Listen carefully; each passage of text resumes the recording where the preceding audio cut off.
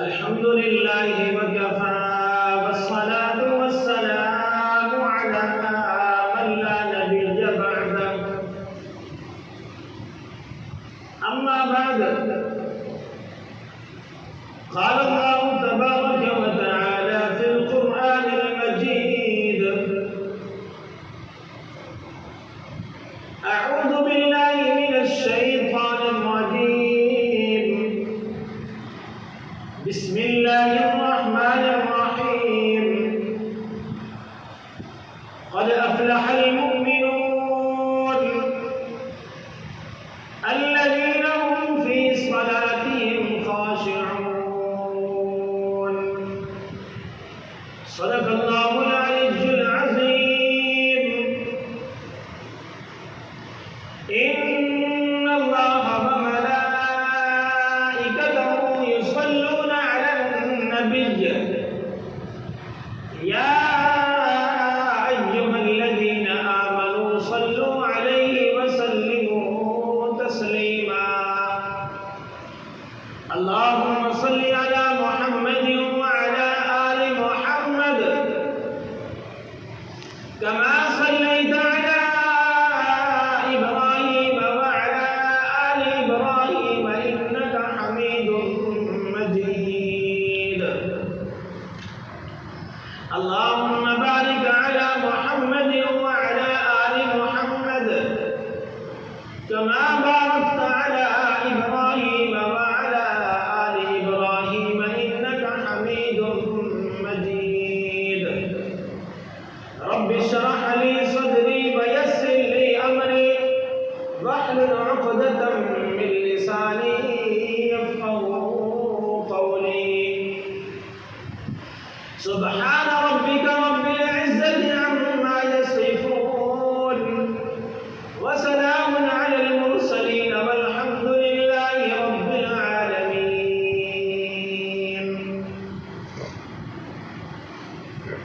برادران اسلام، سب سے پہلے اس بات پر اللہ کا شکر ادا کرتے ہیں کہ اللہ تبارک و تعالی نے ہمیں اپنے گھر میں آنے کی توفیق نصیب فرمائی ہے۔ اللہ کا یہ احسان ہے، رحمت ہے، نعمت ہے، اللہ کا کرم ہے، فضل ہے کہ اللہ نے ہمیں انسان بنایا، مسلمان بنایا اور محمد رسول اللہ صلی اللہ علیہ وسلم کی امت میں سے پیدا فرمایا ہے۔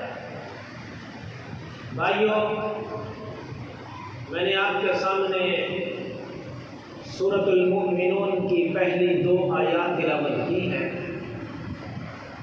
پہلے ان کا ترجمہ، پھر اس کے بعد اگلی بات کرتے ہیں۔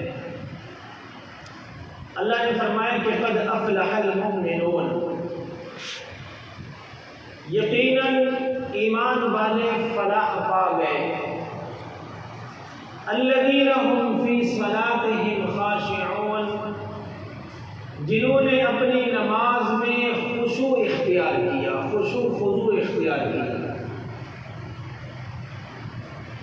قرآن کی نظر میں، شریعت کی نظر میں کامیاب وہ انسان ہے جو دنیا میں رہ کر اپنے رب کو راضی کرے گا،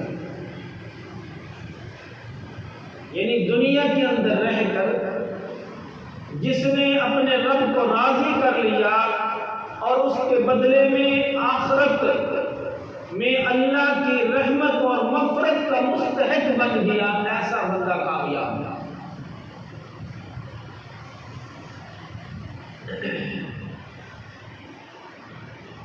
سورۃ المؤمنون کی پہلی 11 آیات کے اندر اللہ تبارک و تعالی نے مومنین کی صفات بیان فرمائی ہے۔ سب سے پہلے یہ فرمایا کہ وہ مومن کامیاب ہو گئے جن کے اندر آنے والی صفات پائی جائیں۔ میں آپ کے سامنے آج ایک صفت رکھنا چاہتا ہوں، باقی صفات پھر انشاءاللہ کسی وقت۔ اللہ نے فرمایا کہ وہ مومن کامیاب جنہوں نے الذین هم فی صلاتهم خاشعون، جنہوں نے اپنی نماز کے اندر خشوع خضوع اختیار کیا۔ خشوع کیا ہے، خضوع کیا ہے، یہ بھی بتاتا ہوں آپ کو۔ یعنی قلبی یکسوئی، دل کی یکسوئی اور اعضاء کی یکسوئی کا نام خشوع خضوع۔ نماز کی حالت کے اندر دل بھی حاضر ہونا چاہیے، دل کو بھی سکون ہو اور اعضاء کو بھی سکون ہو۔ سر سے لے کر پاؤں تک انسان کے جو اعضاء ہیں وہ بھی پرسکون ہونے چاہیے، اس کا نام خشوع خضوع ہے۔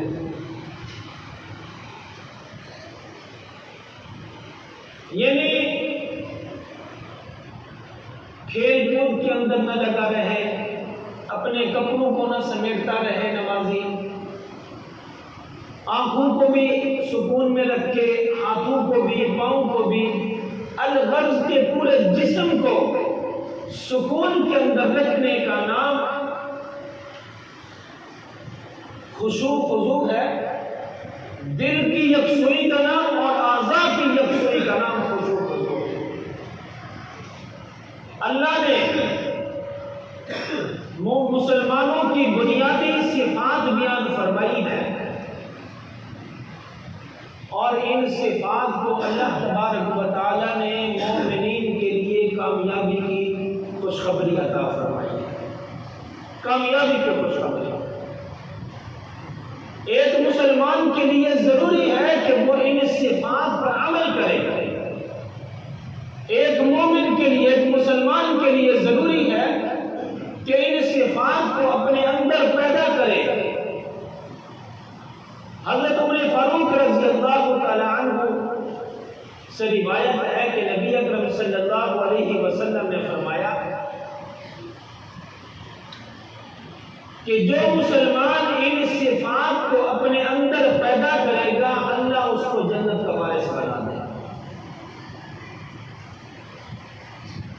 یعنی یہ جو 11 آیات کے اندر صفات ہیں مومنین کی، اللہ کے نبی صلی اللہ علیہ وسلم نے فرمایا کہ جو مسلمان ان صفات کو اپنے اندر پیدا کرے گا، ان صفات پر عمل کرے گا، اللہ کے نبی صلی اللہ علیہ وسلم نے فرمایا کہ اللہ اس کو جنت کا وارث بنا دے گا۔ حضرت عائشہ صدیقہ رضی اللہ تعالی عنہا سے کسی نے پوچھا کہ نبی مہربان صلی اللہ علیہ وسلم کا اخلاق تو بتائے، اخلاق، اچھا اخلاق، اچھی عادات۔ تو حضرت عائشہ صدیقہ رضی اللہ تعالی عنہا نے یہ آیات تلاوت فرمائی۔ کون سی آیات؟ فرمایا کہ اللہ کے نبی صلی اللہ علیہ وسلم کے اخلاق اور عادات یہ تھی۔ کون سی؟ میں آپ کے سامنے آیات پڑھ کر سناتا ہوں۔ الذین هم فی صلاتهم خاشعون، وہ اپنی نماز کو خشوع خضوع کے ساتھ پڑھتے تھے۔ والذین هم عن اللغو معرضون، وہ فضولیات، فضول باتوں اور لغویات سے بچتے تھے، لغو باتوں سے بچتے تھے۔ والذین هم للزکاة فاعلون، اور وہ زکات ادا کرتے تھے۔ والذین هم لفروجهم حافظون، اور اپنی شرمگاہ کی حفاظت کرتے تھے۔ والذین هم لاماناتهم، وہ اپنی امانتوں کی حفاظت کرتے تھے۔ وعہدهم راعون، اور اپنے وعدے کی حفاظت کرتے تھے۔ والذین هم علی صلواتهم یحافظون، فرمایا حضرت عائشہ صدیقہ رضی اللہ تعالیٰ عنہ فرماتی ہیں کہ آپ صلی اللہ علیہ وسلم اپنی نمازوں کی حفاظت فرماتے تھے۔ یہ ہے وہ عادات اور اخلاق اللہ کے نبی صلی اللہ علیہ وسلم کے۔ اچھا، اس کے بعد اللہ نے مومنین کی صفات بیان کرنے کے بعد اللہ نے جو بہت بڑی بلکہ 2 خوشخبریاں عطا فرمائی ہیں۔ ایک صفات بیان کرنے سے پہلے ایک خوشخبری بیان فرمائی، اور ایک صفات بیان کرنے کے بعد ایک خوشخبری بیان فرمائی۔ وہ کیا ہے؟ صفات بیان کرنے سے پہلے اللہ نے فرمایا کہ قد افلح المؤمنون،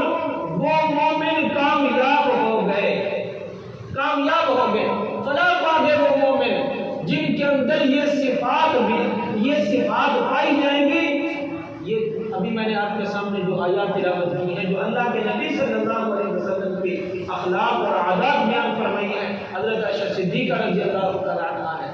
اچھا، اس کے بعد اللہ نے دوسری خوشخبری یہ بتائی کہ اولئک هم الوارثون، یہی وہ مومن ہیں جن کے اندر یہ صفات پائی جائیں گی۔ یہ کیا ہے؟ اولئک هم الوارثون، یہی جنت الفردوس کے وارث ہیں۔ یہ دو خوشخبریاں اللہ نے قرآن کے اندر بیان فرمائی ہے۔ بھائیو اور دوستو، ضرورت اس بات کی ہے کہ یہ عادات، یہ صفات اپنے اندر پیدا کرنے کی کوشش کریں۔ پہلی صفت، پہلی عادت ایک مسلمان کی، ایک مومن کی پہلی صفت کون سی ہے؟ کہ وہ نماز بھی پڑھتے ہیں اور نماز کے اندر خشوع خضوع اختیار کرتے ہیں۔ فلاح پا گئے وہ مومن، فلاح پا گئے۔ فلاح پانے کا کیا مطلب ہے؟ کامیاب ہونے کا کیا مطلب ہے؟ کامیاب ہونے کا مطلب یہ ہے کہ اس مسلمان کی جس کے اندر یہ صفات پائی جائیں گی، اس کا مطلب یہ ہے کہ اللہ دنیا کے اندر اور آخرت کے اندر اس کی ہر مراد کو پورا کرے گا اور اس کی ہر پریشانی کو دور فرمائے گا۔ یہ کامیابی ہے، اور اس کو جنت الفردوس میں داخل فرمائے گا۔ یہ کامیابی ہے۔ اس لیے بھائیو اور دوستو، مومنین کی جو پہلی صفت بیان فرمائی ہے نا اللہ نے، وہ کیا ہے؟ اپنی نماز کے اندر خشوع خضوع اختیار کرنا ہے۔ اپنی نماز کو پورے ادب اور احترام کے ساتھ پڑھنا ہے۔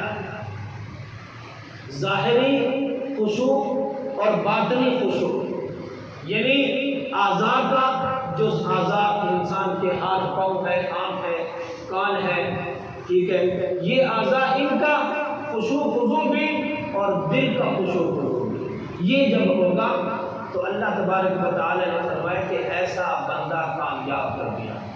اچھا، آج میں آپ کے سامنے یہ باتیں رکھنا چاہتا ہوں کہ خشوع خضوع اختیار کرنے کا طریقے کون سے ہیں؟ خشوع خضوع اختیار کرنے کے طریقے اب ہمیں پتہ تو چلنا چاہیے۔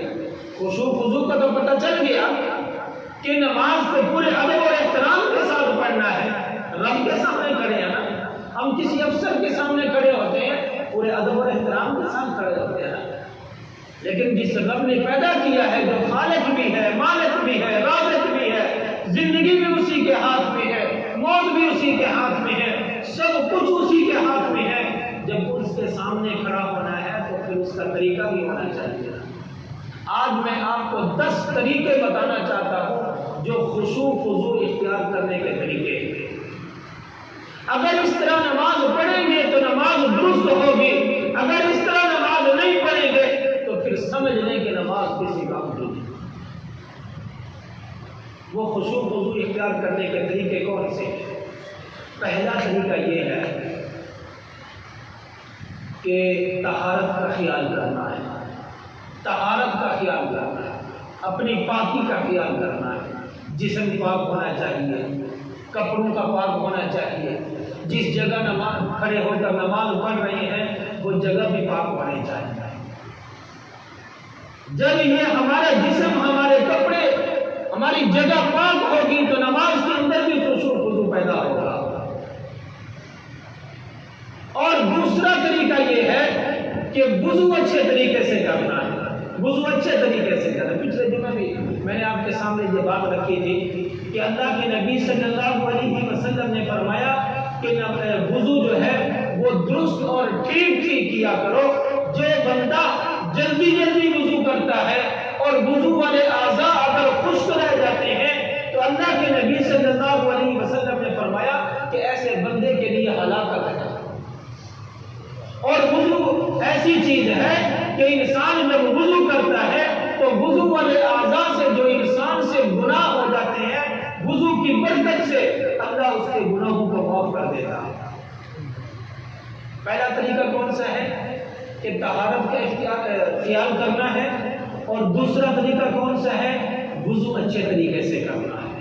وضو درست کرنا ہے، اچھے طریقے سے کرنا ہے۔ جب وضو درست ہوگا اور جسم بھی پاک ہوگا، کپڑے بھی پاک ہوں گے، جس جگہ کھڑے ہو کر نماز پڑھ رہے ہیں وہ جگہ بھی پاک ہوگی تو نماز بھی درست پڑھی جائے گی، نماز کے اندر خشوع خضوع بھی پیدا ہوگا۔ تیسرا طریقہ یہ ہے کہ جماعت کھڑی ہونے سے پہلے مسجد میں پہنچنا چاہیے۔ جماعت کھڑی ہونے سے پہلے یعنی مسجد میں جلدی پہنچنا چاہیے۔ اگر پورے وقت پر پہنچیں گے نا تو پھر پیچھے دکان کا بھی خیال ہوگا، وہ اپنی مصروفیات کا بھی خیال ہوگا، اور سب کو مصروفیات کو چھوڑ کر جب ہم سکون کے ساتھ جماعت کھڑی ہونے سے پہلے آ کر مسجد میں بیٹھیں گے، نماز کے انتظار میں بیٹھیں گے، ذکر اذکار میں مشغول ہوں گے، قرآن کی تلاوت کے اندر مشغول ہوں گے، دعاؤں کے اندر مشغول ہوں گے، سنتیں ادا کریں گے، تو پھر وہ پیچھے والے خیالات بھی ختم ہو جائیں گے، پھر سکون کے ساتھ انسان نماز پڑھ سکے گا۔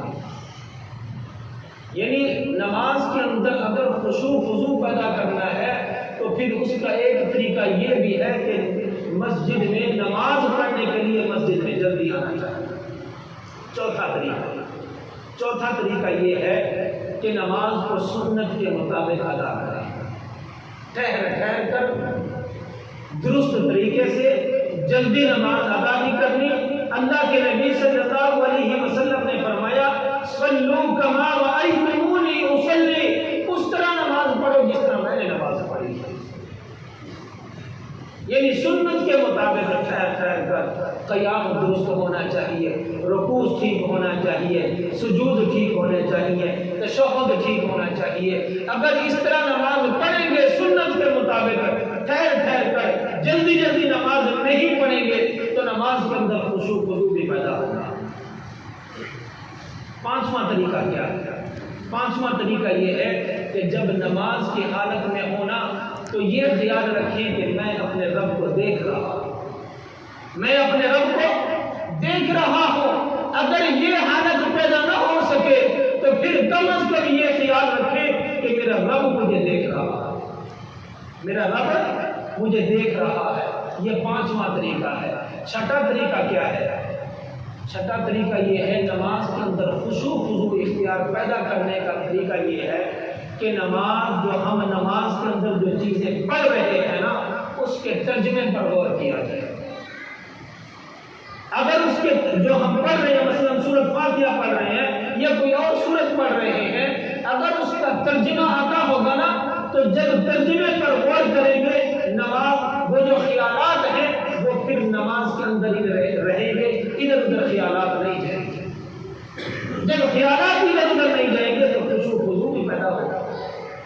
آج ہماری حالت یہ ہے کہ ہمیں نماز ہی نہیں آتی، نماز کا ترجمہ تو دور کی بات۔ نماز کے اندر اتنی غلطیاں ہیں، نماز کے اندر اتنی غلطیاں ہیں، سورۃ فاتحہ کے اندر غلطیاں ہیں، سورتوں کے اندر غلطیاں ہیں، اتحیات کے اندر غلطیاں ہیں، درود شریف کے اندر غلطیاں ہیں، رب اجعلنی کے اندر غلطیاں ہیں۔ جب اتنی غلطیاں ہیں پہلے ان غلطیوں کو درست کریں، پھر ترجمہ یاد کریں تاکہ ہماری نمازیں درست ہو جائیں۔ اگر اس طرح نماز پڑھیں گے، نماز کے ترجمے پر غور کریں گے تو پھر نماز کے اندر خشوع خضوع بھی پیدا ہوگا۔ ساتواں طریقہ، اچھا ایک شخص نبی اکرم صلی اللہ علیہ وسلم کے پاس آیا، کہنے لگا اللہ کے نبی مجھے مختصر نصیحت فرما دیں، مختصر نصیحت فرما دیں۔ اللہ کے نبی صلی اللہ علیہ وسلم نے فرمایا کہ مختصر نصیحت یہ ہے کہ اب جب تم نماز کے لیے کھڑے ہو تو وہ ایسے سمجھو کہ یہ میری آخری نماز ہے، میری آخری نماز ہے، یا اس شخص کی طرح نماز پڑھو جس کو پھانسی لگنے والی ہو اور اس کو کہا جائے کہ یہ آخری نماز ہے پڑھ، اس کی کیا حالت ہے؟ اس نے یہی کرنا ہے نا، نماز کو پورے ادب اور احترام کے ساتھ پورے خشوع خضوع کے ساتھ پڑھے گا تاکہ میں آخری وقت میں اپنے رب کو راضی کروں۔ اللہ کے نبی صلی اللہ علیہ وسلم نے فرمایا کہ نماز کے لیے جب کھڑے ہو تو نماز کو آخری نماز سمجھ کر پڑھو۔ جب انسان کی آخری نماز ہوگی تو پھر آخری نماز سمجھ کر پڑھے گا تو پھر وہ خشوع خضوع کے ساتھ پڑھے گا۔ 7واں طریقہ بھی یہی ہے کہ نماز کو اپنی ہر نماز کو آخری نماز سمجھ کر پڑھو۔ 8واں طریقہ کیا ہے؟ 8واں طریقہ نماز کے اندر خشوع خضوع پیدا کرنے کا 8واں طریقہ یہ ہے کہ اپنے اعضاء کو سکون میں رکھیں، اپنے اعضاء کو سکون میں رکھیں۔ آج بات میں آرام سے کر رہا ہوں تاکہ سارے بھائیوں کو میری بات کی سمجھ آ جائے۔ اپنے اعضاء کو سکون میں رکھیں، اپنے ہاتھوں کو سکون میں رکھیں، اپنے پاؤں کو سکون میں رکھیں، اپنے بازوؤں کو سکون میں رکھیں، اپنی آنکھوں کو سکون میں رکھیں۔ ٹھیک ہے، یہ وہ اعضاء ہیں، اگر ان کے ساتھ اگر یہ حرکت کرتے رہیں گے، کبھی خارش شروع کر دی، کبھی بالوں کے اندر ہاتھ مارنا شروع کر دیا، کبھی کپڑے درست کرنا، ٹوپی درست کرنا شروع کر دیے، کبھی کپڑے ٹھیک کرنا شروع کر دیے، کبھی سجدے والی جگہ پر ہاتھ مارنا شروع کر دیا، صاف کرنا شروع کر دیا، تو اس طرح نماز کے اندر خشوع خضوع پیدا نہیں ہوتا۔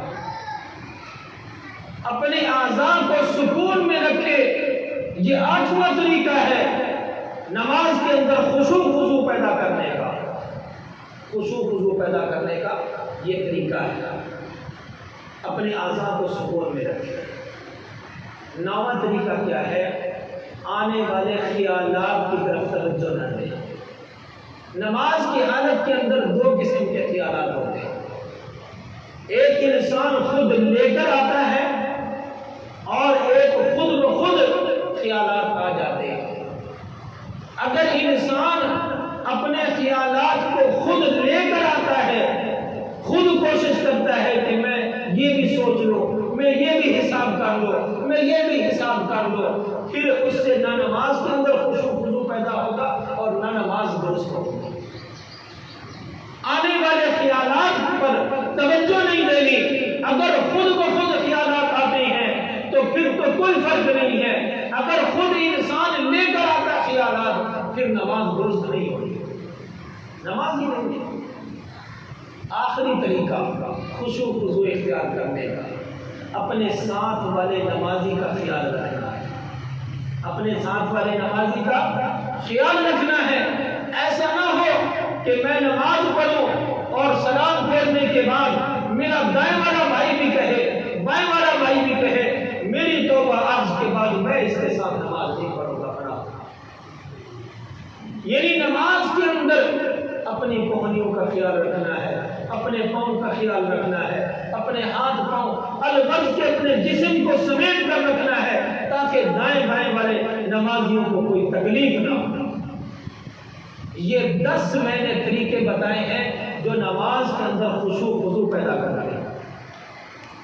قیامت کی ایک نشانی یہ بھی بتائی گئی ہے، قیامت کی ایک نشانی کہ قیامت کے قریب مسجدیں تو نمازیوں سے بھری ہوں گی، لیکن ان مسجدوں کے اندر جو نمازی نماز پڑھ رہے ہوں گے ان نمازیوں کے اندر خشوع خضوع نہیں ہوگی۔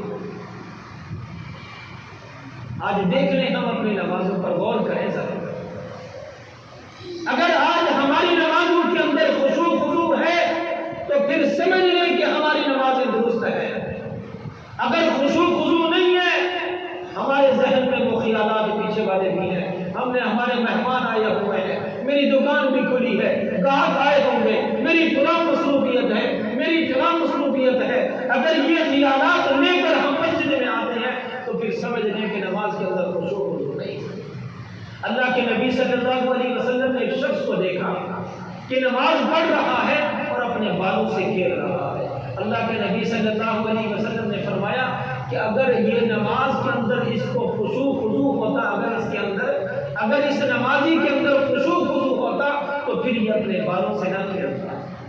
اس لیے میرے بھائی اور دوستو، سورۃ المؤمنون کی پہلی چند آیات کے اندر جو اللہ نے مومنین کی صفات بیان فرمائی ہے نا، ان کی پہلی صفت یہ ہے، اللہ نے فرمایا کہ قد افلح المؤمنون، وہ مومن، وہ مسلمان کامیاب ہو گئے جن کے اندر یہ صفات پائی جائیں گی۔ پہلی صفت میں نے آپ کو بتائی ہے، الذین هم فی صلاتهم خاشعون، جو اپنی نمازوں کے اندر خشوع خضوع اختیار کر رہے ہیں۔ اللہ سے دعا ہے اللہ ہم سب کو اپنی نمازوں کو درست کرنے کی توفیق عطا فرمائے۔